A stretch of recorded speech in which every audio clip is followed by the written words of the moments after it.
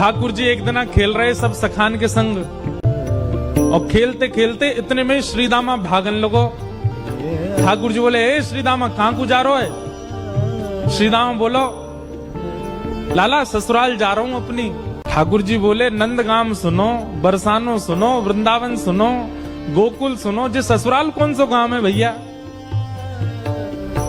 श्रीदामा हंस के बोलो, लाला ससुराल गांव को नाम ना है। तो बोले, फिर कहा है ससुराल? बोले, जब ब्याह है जाए ना तो अपनो घर तो पीहर है और पत्नी को घर जो है का वो ससुराल है। ठाकुर जी बोले, जे पत्नी कौन होवे? बोले, लाला जैसे नंद बाबा की तेरी मैया यशोदा पत्नी है, ऐसे ही मेरा ब्याह है रो, मैं हूं पत्नी लेवे जा रहा हूं, तो पत्नी के घर को ससुराल के में। ठाकुर जी गए श्रीदामा के पास, ओए श्रीदामा मेरो ससुराल कौन सा है? मेरे ससुराल को नाम बता। श्रीदाम बोलो, मुंह का पता तेरा ससुराल कौन सा? तेरी बहू जहां की होगी वही तेरा ससुराल। बोले, मेरी बहू कहाँ है?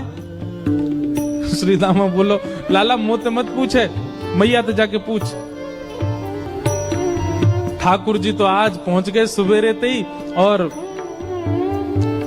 यशोदा मैया से जाकर के रोने लगे। मैया बोली, काय गुरो रहा लाला? बोले, मैया तेने मुंह ते इतनी बड़ी बात छिपाई। मैया बोली, कहा छुपा दियो मैंने? बोले, तेने मेरी ससुराल को नाम ना बतायो आज तक। मैं 3.5 बरस को बूढ़ा है गो, अभी तक मुंह मेरी ससुराल ना पता, और वो श्रीदामा अपनी ससुराल गए बहू लेवे। यशोदा मैया बोली, लाला तेरी संगत सुधारनी पड़ेगी, सबरे सखा तो दिन ब दिन बिगाड़ते जा रहे हैं, तूने एक बड़ो है जा, तेरी ससुराल है जाएगी। ठाकुर जी बोले, बड़े कैसे हूं मैं? बोले, जब खुद दूध पीन लगेगो, खुद नहान लगेगो, खुद तैयार है जाएगो, घर के सब काम अन्य करने लगेगो, तू बड़ो हो जाएगो, तेरो ब्याह करा दूंगी। महाराज वही दिना ठाकुर जी गए, अपने सबरे पुराने लत्ता कपड़ा लेकर के आए, धोने लगे उन्हें, अपने आप दूध पीने लगे, अपने आप भोजन करने लगे, अपने आप ही उठ पटांग श्रृंगार करने लगे। शाम को बोले, मैया मैं बड़ो है गो, अब ब्याह करा दे मेरो। मैया बोली, वाह दिन में ही बड़ो है गो तू। मैया ते बोले, मैया देख तू बात ने मत बदले, बार बार मोते कह तू ऐसो कर तो ब्याह कराऊंगी, बड़ो है जा तो ब्याह कराऊंगी। अब सब काम मैंने कर दिए, घर के सब काम काज करने लगो मैं, देख अपनो श्रृंगार खुद करके आऊं, देख कैसो लग रहा हूं मैं। मैया बोली, ओठ वाली चीज आंखन में लगा के आयो, आंख वाली ओठन में लगा के आयो, यूं करो बड़ो है गो मैं। ठाकुर जी बोले, मैया मेरो ब्याह करा दे, नहीं तो श्रीदामा बहू लेके आ रहा हूं, बाकी बहू ले आऊंगा मैं, वही की बहू को ले आऊंगा, वही की ससुराल को अपना बना लूंगा। तभी एक सखा दौड़ो दौड़ो आयो, बोले, ए लाला देख श्रीदामा बहू लेके आ गो। बहू को नाम सुनते ही ठाकुर जी तो मचल गए, लेके चल मुंह को जल्दी। मैया रोकने लगी, बोले, लाला ने सुधर के तो जा, कैसो बन के जा रहा है? ठाकुर जी तो दौड़े दौड़े गए, बोले बीच रास्ता में रोक ले, सबको कथा पता है।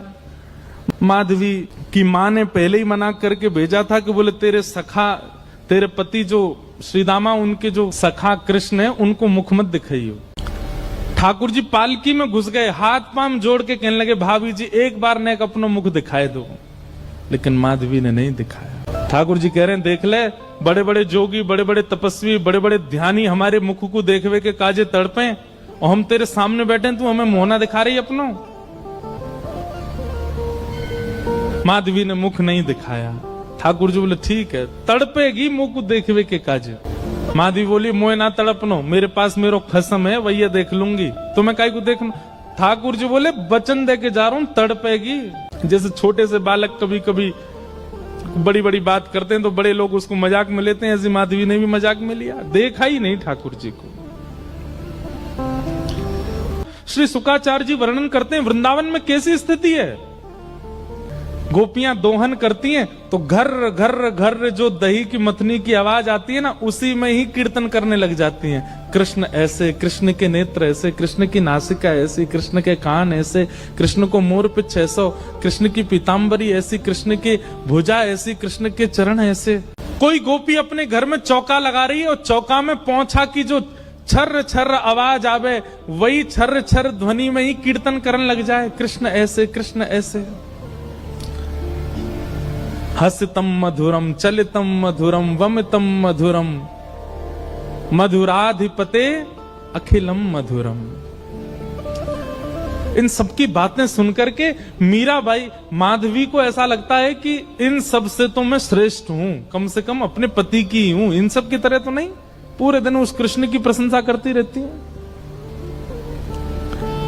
सब गोपियां माधवी से कहती हैं, अभी तक तेरे सामने आयो ना है और तेने अभी तक देखो ना है। अरे या प्रेम को काम भावनाते मत देखियो, 3.5 वर्ष को 4 वर्ष को है, लेकिन वहां के प्रति एक अलग ही प्रेम प्रकट है जाए। माधवी सबको ज्ञान देती है, बोले चाहे 3 वर्ष को 4 वर्ष को है तो अन्य पुरुष, क्यों उसकी बातें करती हो, क्यों उसकी ओर देखती हो।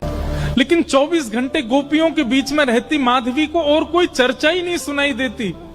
सब केवल कृष्ण की बात करती हैं, जल भरती हैं तो, बैठती हैं तो, भोजन बनाती हैं तो, बतियाती हैं तो, श्रृंगार करती हैं तो, हर समय कृष्ण कृष्ण कृष्ण कृष्ण। माधवी ने कुछ समय अकेले रहने का भी प्रण लिया, लेकिन अकेले रह नहीं सकती, जंगल है, कहां अकेली जावे, जाना पड़ता है। उस एक दिन रात में सोई तो अब कानों में कृष्ण कृष्ण कृष्ण कृष्ण गूंज रहा है, तो कान बंद करती, पता नहीं पूरे दिन इतना नाम सुनती हूं कि अब तो कानों में भी यही गूंजता है। कान बंद करके सोती है तो स्वप्न में कृष्ण ऐसे हैं। अब कृष्ण देखे नहीं है, लेकिन उसको श्याम वर्ण, पीली पीतांबरी, वंशी, मोर पिच्छ सब अनुभव होता है। उठ के बैठ जाती है, नेत्रों को मीटती है, क्या करूं मैं, नहीं चाहती है स्वप्न मुझे आवे।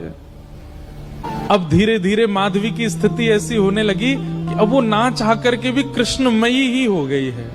रात्रि में सोती, अचानक उठ बैठती है, ऐसा लगता है मानो जैसे उसका हाथ पकड़ लिया हो। स्थिति ऐसी हो गई कि आधी रात और माधवी को ऐसा लगता है कि भोर हो गई, और तुरंत उठ करके जल्दी जल्दी वस्त्र धारण करती है, मटका उठाती है और दौड़ करके जाती है। अरे विलंब है गयो, इतनी देर है गई, मैं अभी तक उठी नहीं, जबकि है आधी रात। दिन रात सब परिवर्तित हो गया। पहुंच गई यमुना तट, और यमुना तट जाकर के देखा एक भी गोपी नहीं है, तो माधवी को लगा कि मैं विलंब से आई हूं, सब शायद जल भर के चली गई हैं।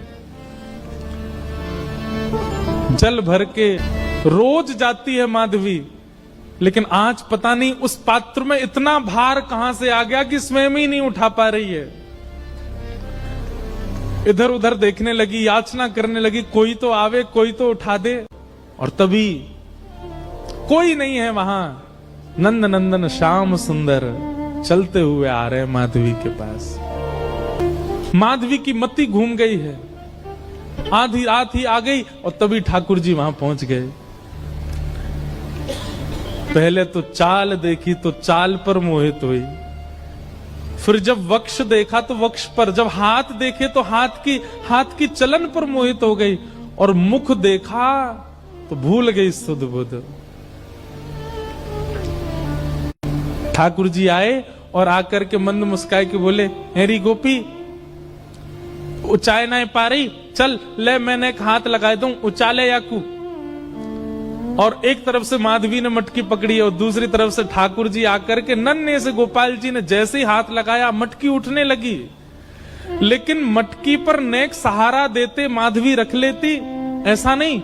ठाकुर जी मटकी उछा के, जैसे जैसे मटकी उछ रही है वैसे वैसे ठाकुर जी लंबे होते जा रहे हैं, और बिल्कुल माधवी के नेत्रन के सामने आकर के खड़े है गए। कटाक्ष नेत्रों के सामने कोई गोपी टिक नहीं पाती, और माधवी को ठाकुर जी प्रत्यक्ष देख रहे हैं, सामने खड़े हैं कि। और वो एक क्षण के लिए जो रूप माधुरी का दर्शन हुआ, वो दर्शन देकर के ठाकुर जी खिलखिल करते हुए भाग गए वहां से। अब माधवी चाहती है कि पीछे भागे, लेकिन पैर स्तब्ध हो गए। माधवी चाहती है कि चिल्लाए कि रुक जाओ, पर बोल नहीं पा रही है। माधवी चाहती है कि इधर गए मैं नेत्र घुमा करके देख लूं, पर नेत्र घूम नहीं पा रहे। पूरा शरीर मानो जैसे एक स्थूल स्तब्ध एक मूर्तिमंत की तरह खड़ा हो गया है। केवल नेत्रों से अश्रु गिर रहे हैं, कुछ नहीं कर पा रही, बेसुध है माधवी। वहीं खड़ी रही तब तक जब तक भोर में गोपियां जल भरने नहीं आ गईं। अश्रु जलों से जल पूरा वस्त्र भीग चुके हैं माधवी के। और तभी सब गोपियां आई, आकर के देख, अरे ये माधवी ये पहले ही आ गई जल भरवे। सब ने जाकर के हिलाया, स्पर्श के बाद भी माधवी हिल नहीं पा रही है, बस नेत्र लाल पड़े हैं, अपलक नेत्र हैं और नेत्रों से केवल अश्रु गिर रहे हैं। बोलना चाहती है, कहना चाहती है, चिल्लाना चाहती है, किसी को पकड़ना चाहती है, पर कुछ नहीं कर पा रही है। तब एक गोपी गई और जमुना जल लेकर के जैसे ही माधवी के मुख पे छिड़को, माधवी तुरंत सचल जैसी हो गई और धड़ाम से मूर्छित होकर गिरी। गोपियां सब उसके चरण मसलने लगी, हाथ पकड़ने लगी, सिर सहलाने लगी और जैसे ही होश में आई, होश में आती बस रो रही है और पूछ रही है वो कहां है, मोहिनी मूरत सांवली सूरत, वो कहां है।